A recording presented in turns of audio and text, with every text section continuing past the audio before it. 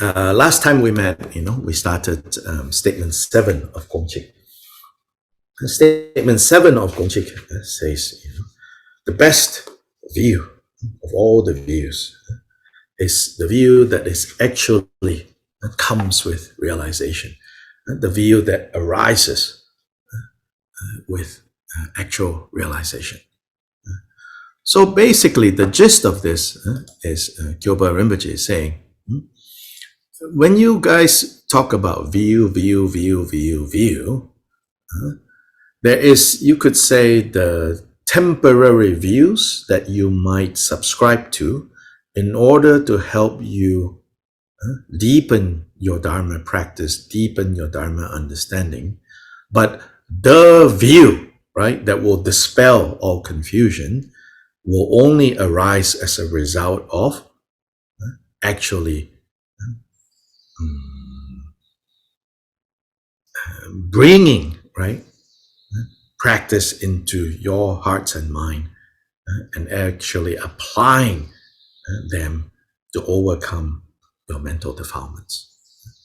Only when that kind of view that arises from practice, that kind of view that is endowed with realization, is it, only then is it the view. All the others might be called view. So for example, in the Tibetan monastic education system, there's tremendous emphasis on learning what is called the tenets, meaning the formal philosophical positions that are held within the Buddhist fold.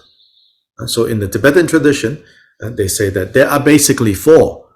They say adherents of the school of the particularists, Vaibhashikas, then adherents of the school of those who only follow sutras, and that's their name. Yeah?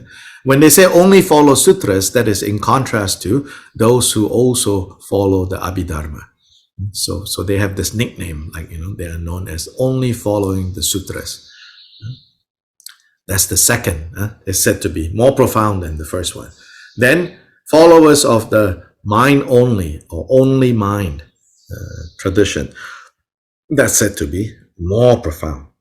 Then finally followers of the middle way, Madhyamaka, like Nagarjuna's followers. That's the fourth one, said to be the most profound. Then later, Tibetans said, actually in the Indian context of followers of Nagarjuna, you can further divide them into two groups. The autonomist, and so those are the Swatantrikas, the autonomous, and then the consequentialists, the Prasangika. So further this kind of divisions, So then a lot of times, especially in academic circles, in monastic academic circles in Tibetan context, when they talk about the view, Tawa, the view, they are often talking about these formal philosophical positions. So then with regards to that, how you arrive at the highest view is done through reasoning, logic, and debate. The primary mode, debating. But in order to debate, you need to develop your skills of reasoning. In order to reason, you have to develop the skills of, you could say, analysis. And analysis can only effectively happen if you have attention, right? So all of this is actually good. You're developing these very necessary mental skills, right? Intellectual skills. So there's definitely a reason for these kind of study, for this kind of debate to take place. But Kyobpa Rinpoche here wants to remind us, however, as for the view, the seeing that will finally like free us from all confusion, that will cut the root of samsara directly. It doesn't come from debate. It doesn't come from logic. It doesn't come from reasoning. So then what is the purpose of, right, analysis, studying definition of terms, learning how to analyze, learning how to reason, and then to debate, is in order to help us develop conviction and certainty in the Dharma. So that with that conviction and certainty, we can have less distractions to actually practice. And through practice, experiences will arise. And through learning from these experiences, realization happens.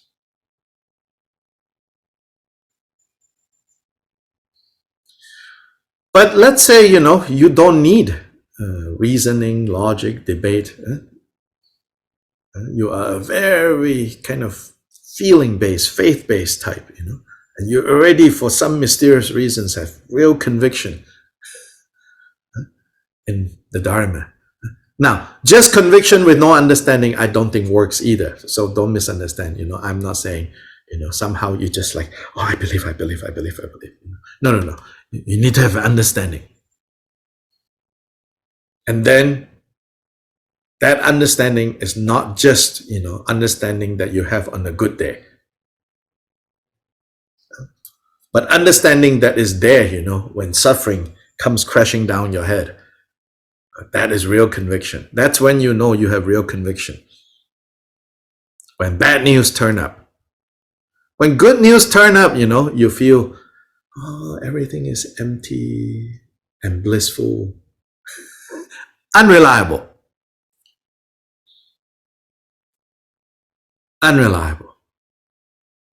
Chintamani Shastra, which some of you received the transmission from Khenchen Rinpoche, actually says those can be the work of Mara. Things are going well. Can be the work of Mara. Mara will even give you not just like worldly success. The Maras, the demons, will even give you spiritual success. They are that tricky. You will feel tremendous love and compassion, but there's something missing there, no wisdom. But that's how they distract you. They might even give you results of love and compassion. Oh, you have so much love and compassion, and then so many people are so impressed by your love and compassion, then they all become your disciples.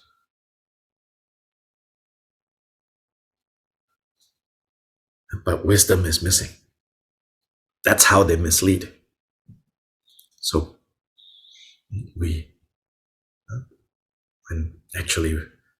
for ordinary people, when bad things happen, it's really bad. For serious Dharma practitioners, when good things happen, that's when you're like, oh, this could be bad.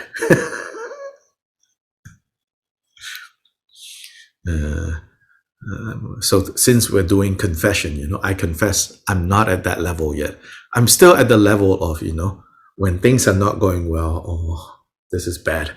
I need to give some offerings to Archie, beat the drum, play the cymbals, burn things, Oh, please, I don't want things to go wrong.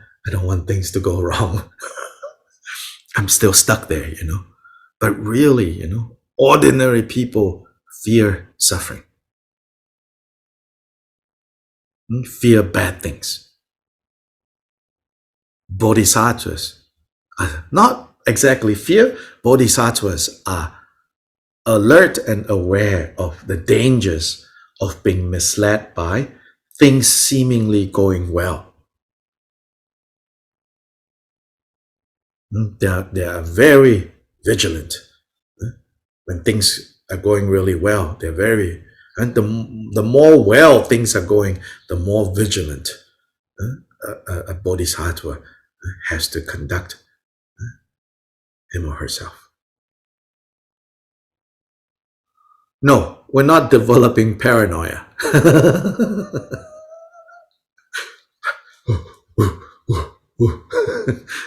When is something bad going to happen? No. But the flip side of that is then bodhisattvas are not afraid of suffering. Now, here, not afraid of suffering doesn't mean not afraid of creating suffering. No, not afraid of suffering in the sense of no longer creating suffering, but with regards to suffering that has been created in the past, causes of suffering that have been created to the past, they're not afraid when the results come. Because when the results come, why are you not afraid? You're not afraid because when these negative results ripen, which you created a long time ago before you took your bodhisattva vow, all of that, now you know I have the medicine for this. I have a way to handle this. And I also know the nature of experiences. I have meditated enough on the illusory nature, on the emptiness nature of things, so that when negative things happen, they don't have to happen in such a heavy way, they don't have to happen in such an oppressive way, because I have found the key to freedom. So, real confidence in Dharma. That's what we mean by confidence. So Kyobpa in this statement is saying, that the confidence that comes from, realization, and the view that arises from realization, that is the view. That is the clear seeing that we should rely on. Don't be misled by your ability to debate, to analyze, and to memorize all the different categories, all of that. So, 6-7, 6-8 is more details on this matter of view. So here, 6-8. So if you look at 6-8 itself, what it says is the supreme realization. So this realization, so here called supreme realization, same as realization in 6-7. The supreme realization is not reached by the three great. So supreme realization, even the three greats cannot really lead us there. Sometimes called cannot be reached, translated as cannot be reached. Sometimes more literally, I think it's been translated as even the three greats cannot touch, have no ability to touch, to reach this supreme realization. What are the three greats? So this is a grouping that is used during Kyobpa Rinpoche's time, and definitely from that time onwards down to now, you still encounter the three greats, which is the great middle way, the great Madhyamaka, the great seal, Mahamudra, so Mahamadhyamaka, Mahamudra, and then the great perfection, which is sometimes translated as Maha-ati, Dzogchen. So the three, Uma Chenpo, the great middle way, Dzogpa Chenpo, the great perfection, or great completeness, and Chagya Chenpo, the great seal. So Kyobpa Rinpoche say here, even these three great systems, in the end, with regards to the view of the supreme realization of a Buddha, they are still far behind.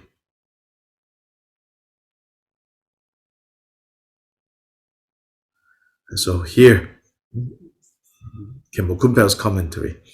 Furthermore, concerning this realization, so as for this realization, as for the view that arises from this realization, he says, there's no need to mention the ways of grasping onto views of the listeners who realize partless particles and moments of consciousness. So this is describing the first two of the four tenet systems that I mentioned, the particularists and the followers of sutras. Particularists, their view is that all phenomena consist of partless particles. The followers of sutras say that all phenomena consist of moments of consciousness. Then the third, the mind only. So the mind only adherents who realize the self-awareness. Then the autonomous who realize an absolute negation. So Khenpo Kunpal is filling in all the details of the views that are debated in the philosophical schools. He says, even the three great systems, that is the great middle way, which is the ultimate view or the vehicle of constructs, and the great seal, which is the ultimate view of the secret mantra of the newer schools, and the clear light great perfection, Dzogchen, which is the ultimate view of the secret mantra of the old school, they do not reach this realization. They are not able to actually touch the realization that Kyobpa is talking about here.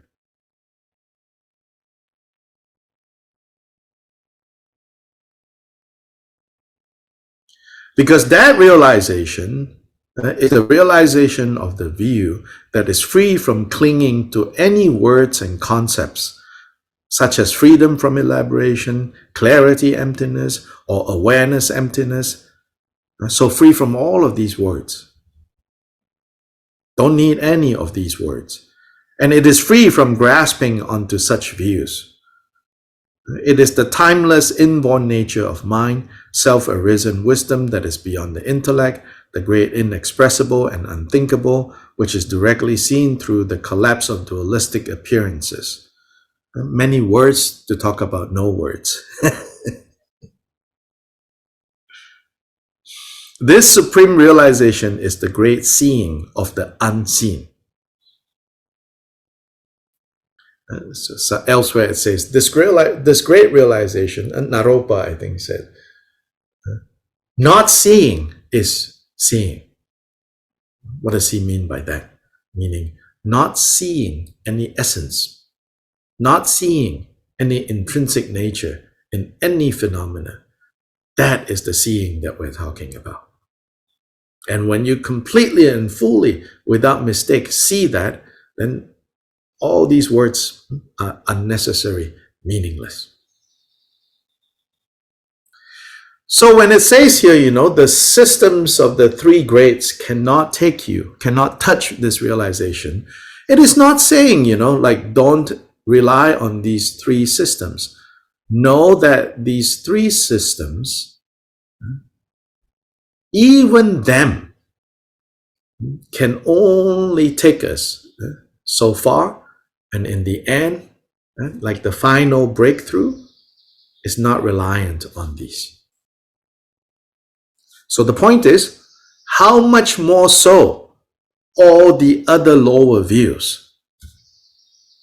How much more so all the other opinions that we have? And we definitely have lots of opinions. And day to day, everything is encouraging us to have opinions. It comes in the form for think for yourself, have an opinion, state your position, have a backbone, all of that, The stronger the feeling you have, the better. This is all the views of the world. And many of us, subscribe to it without even realizing we actually believe that. So all those are lower views. So don't just say, oh, great perfection doesn't touch this realization. Oh, great seal, Mahamudra, doesn't touch. Oh, great Madhyamaka doesn't touch. La, la, la, la, la. Then meanwhile, we walk around with a whole bunch of opinions and ideas about the truth that we think, oh, this is definitely true. No, all these opinions that are not based, that are not grounded in reality, they are all delusions. Delusions that we have to dispel. That we have to make the determination. I'm done with.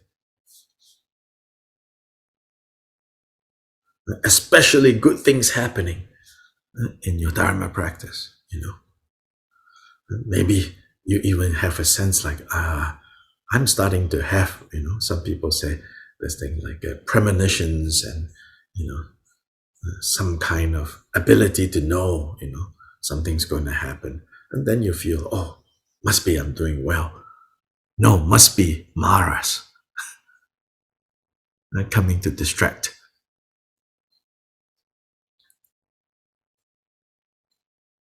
Oh, suddenly, lots of people want to support you in all your projects, especially if you're a Dharma teacher. Oh, you're thinking, my Dharma is going well. My practice is going well. Actually, Mara is coming to distract.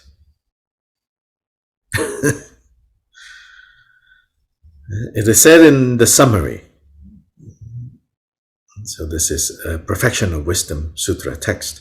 Even if a bodhisattva thinks these aggregates are empty, even that thought is engaging with constructs and is not confidence in the unborn nature, in the birthless nature. Of course, if you actually have this thought, even these aggregates are empty, it's very helpful, actually. But here we're talking about very helpful for now for us as we go about dealing with coarser, grosser aspects of suffering and dissatisfaction and frustration.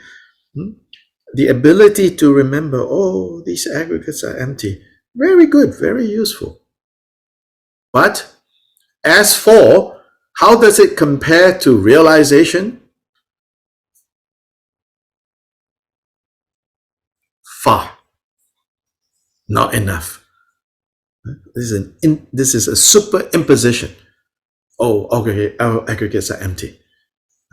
It's just a superimposed. Whatever positive effect this may have, the effect is temporary. So we have to work on for it to go beyond the temporary limit and go into the lasting effect. Yeah. So Nagarjuna said, I pay homage to Gautama, who cared for others with great love and therefore taught the excellent Dharma to eliminate all views. So first eliminate the clearly mistaken and wrong views. How do you eliminate those? By relying on preliminary views taught by the Buddha. That things consist of many particles coming together to become a thing.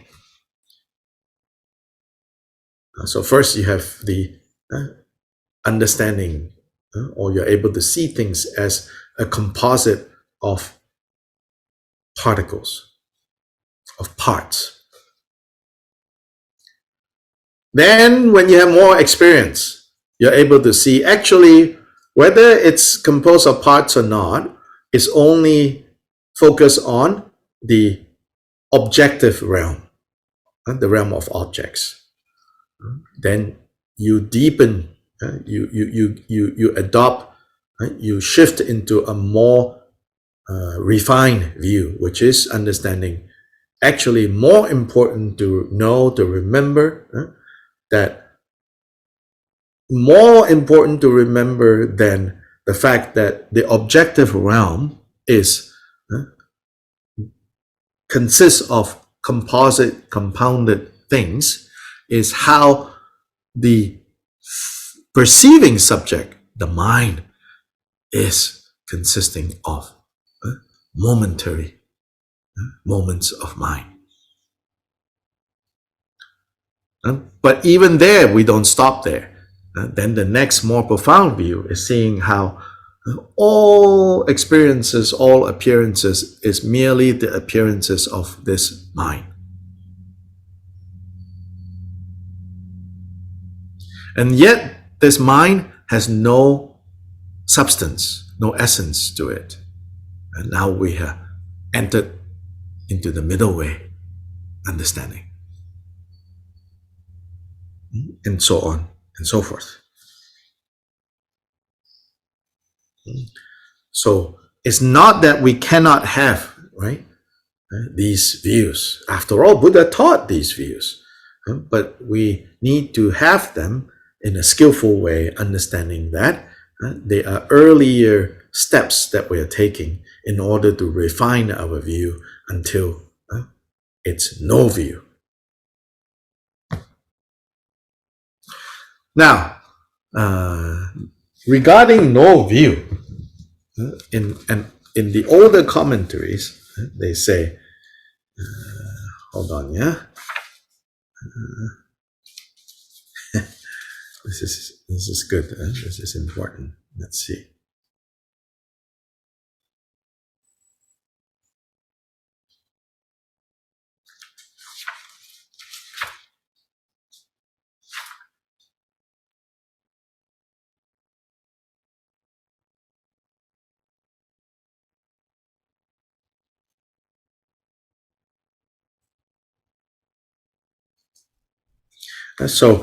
So here, yeah. So Dorje Sherab says, that people in general either have views or not. And so it's talking about the formal views, like philosophical views. It says, in general, people either have or don't have these. Right?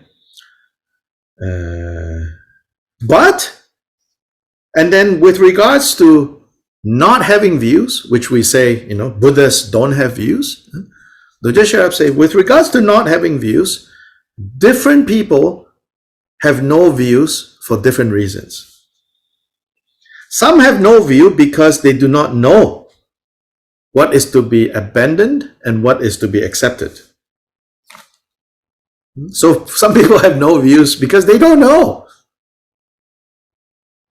So don't be that kind of no view.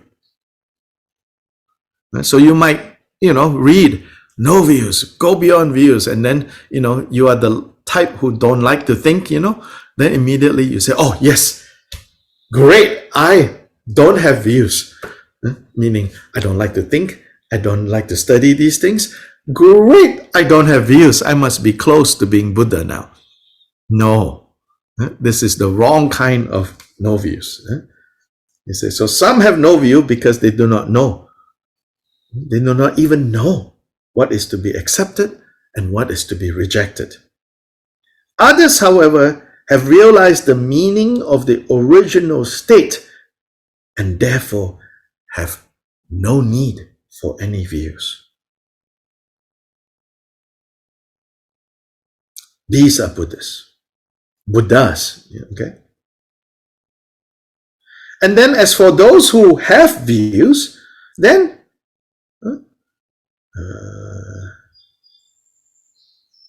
they include Buddhists and non-Buddhists. So in the non-Buddhist philosophical systems. So here having views mean grasping, onto these formal systems and thinking, this is the final, this is the greatest, this is the highest, mine is the highest, mine is the best.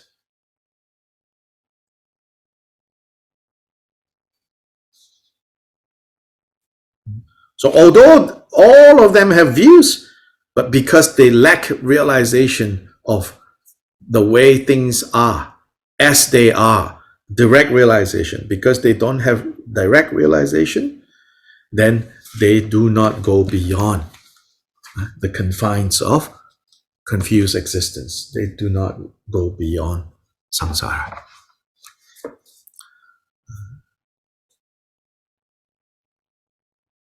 Like that and so forth, the reasons are stated. This teaches us that at the time of the ultimate final state, the meditative equipoise of the noble ones, Mahamudra, Dzogchen, and the middle way are all free from any grasping. However, one should understand that it is not taught that these three are not profound and quick methods for determining the view of ultimate reality, or that they do not enable realization of the view of ultimate reality. Yeah, so Khenpo Kunpal is saying, yes, even though it sounds like, it's criticizing these three grades, but no, it's not saying. It's just saying that even these three that are truly great, they are the greatest things the Buddha ever taught. But even that, until it arises in your hearts, they are just intellectual. They're just concepts. Be careful. Concepts cannot protect you. Ultimately, concepts cannot protect you from suffering for too long. Concepts can initially protect you from suffering, especially when you first encounter Buddhist teachings and you have grasped some conceptual understanding. At the beginning, it seems to work well enough for you to handle suffering, dissatisfaction, unhappy things. But over time, you will notice these conceptual understandings, they are unreliable because they cannot continue to protect you. You'll feel like, oh, I understand all these things, but what?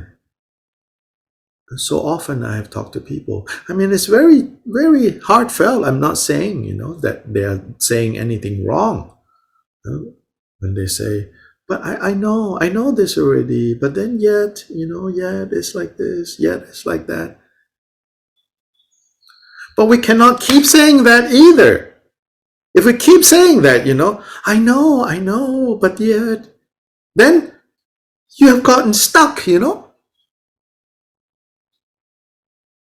have to pull yourself out and say, yes, that's where I get stuck in. So now I cannot just say, I know, but no, and let that knowing sink in and change. Not easy at all, of course. Whoever said this is going to be easy?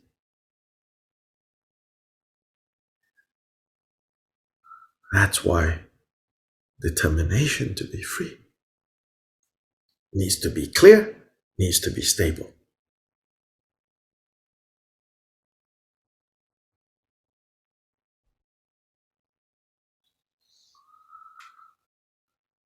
Okay.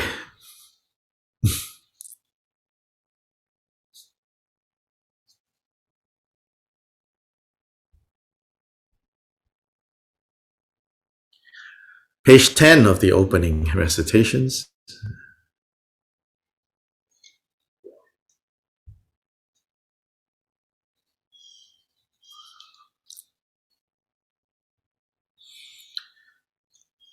Sublime, precious, venerable, and glorious root and lineage gurus, assembly of Idam deities, Buddhas, and Bodhisattvas dwelling in the 10 directions and all assemblies of Viras, Viranis, Yoginis, and Dakinis, please heed me. So this is like the confessional, Bodhisattva's confession of downfalls, first invoking, in that case, the 35 Buddhas. Here, shorter, but invoking the glorious root and lineage gurus, assembly of Idams, Buddhas, Bodhisattvas, Dakas, Dakinis, Viras, Viranis, all of them to come and serve as witnesses. May the virtues collected in the 3 times by me and the entirety of samsara and nirvana and the inherent root of virtue not result the 8 worldly dharmas, the 4 causes of samsara, and the resultant states of hearers and solitary realizers, and may all mother sentient beings, limitless as the sky, particularly those enemies who hate us, obstruct us, who harm those who create obstacles, maras who mislead, and their mara retinues have happiness, be separated from suffering, and quickly attain the unsurpassed, perfect, precious Bodhi. By the power of this vast root of virtue, may we benefit sentient beings with body, speech, and mind. May the afflicted thoughts of attachment, aversion, ignorance, pride, and jealousy not arise in my mind stream. May thoughts of name, fame, gain, respect, and so forth in this life not arise for even a moment.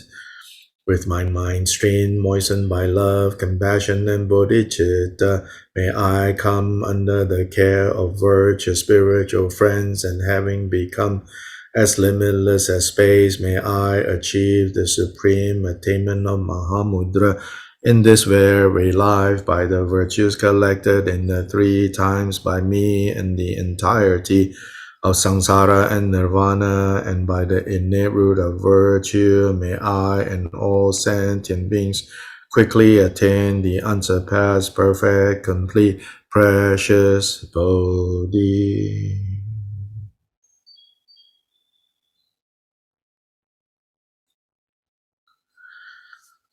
Okay, see all of you tomorrow.